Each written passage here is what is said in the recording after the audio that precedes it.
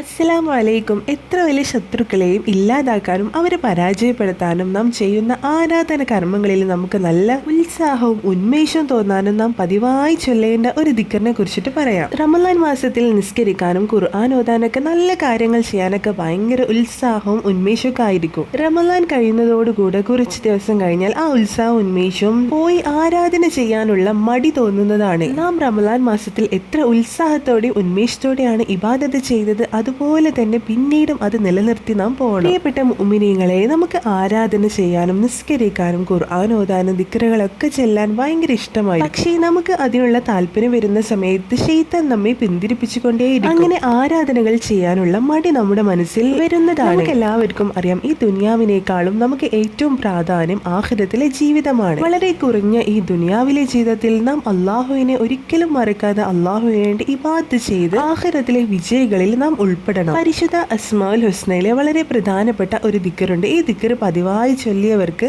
ആരാധന കർമ്മങ്ങൾക്ക് നല്ല പ്രേരണ ലഭിക്കുന്നതാണ്. നിസ്കരിക്കാനും നല്ല പ്രവർത്തനങ്ങൾ ചെയ്യാനൊക്കെ ഉള്ള ഉന്മേഷവും താല്പര്യവും ഉണ്ടാകുന്നതാണ്. നമ്മളെ കുറ്റം പറഞ്ഞുകൊണ്ടിരിക്കുന്ന, നമ്മളെ എപ്പോഴും ബുദ്ധിമുട്ടാക്കി കൊണ്ടിരിക്കുന്ന ഒരുപാട് ശത്രുക്കൾ നമ്മുടെ ചുറ്റിലും ഉണ്ടാകും. ഇവരെ പരാജയപ്പെടുത്താൻ അള്ളാഹുവിന് ഒരു നിമിഷം മാത്രമേ മതി. അള്ളാഹുവിന്റെ ഈ നാമം പതിവായി ചൊല്ലുന്നവരുടെ ശത്രുക്കളെ അള്ളാഹു പരാജയപ്പെടുത്തുന്നതാണ്. അവർക്കൊരിക്കലും ഈ നാമം ചൊല്ലുന്നവരെ ബുദ്ധിമുട്ടാക്കാൻ തോന്നുകയില്ല. നമ്മുടെ ജീവിതത്തിലെ എത്ര വലിയ ശത്രുക്കളെയും പരാജയപ്പെടുത്താനും അവരുടെ ബുദ്ധിമുട്ടുകളിൽ നിന്ന് രക്ഷപ്പെടാനും ദിക്റിനെ പതിവാക്കുക. ഇത്രയും നേട്ടമുള്ള ഈ ദിക്റിന് ഏതാണെന്ന് പറയാട്ടോ. പരിശുദ്ധ അസ്മാഉൽ ഹുസ്നയിലെ 62ാമത്തെ നാമമാണ് യാ മുമീതു യാ അല്ലാ, അർത്ഥം മരിപ്പിക്കുന്നവനെ എന്നാണ്. ഇത്രയും നേട്ടങ്ങളുള്ള ഈ നാമം എല്ലാ ദിവസവും നിങ്ങൾക്ക് കഴിയുന്നത്ര എണ്ണം പതിവാക്കാൻ ശ്രമിക്കുക. വീഡിയോ നിങ്ങൾക്ക് ഉപകാരപ്പെട്ടു എന്ന് വിശ്വസിക്കുന്നു. വീണ്ടും കാണാം. അതുവരേക്കും അസ്സലാമു അലൈക്കും.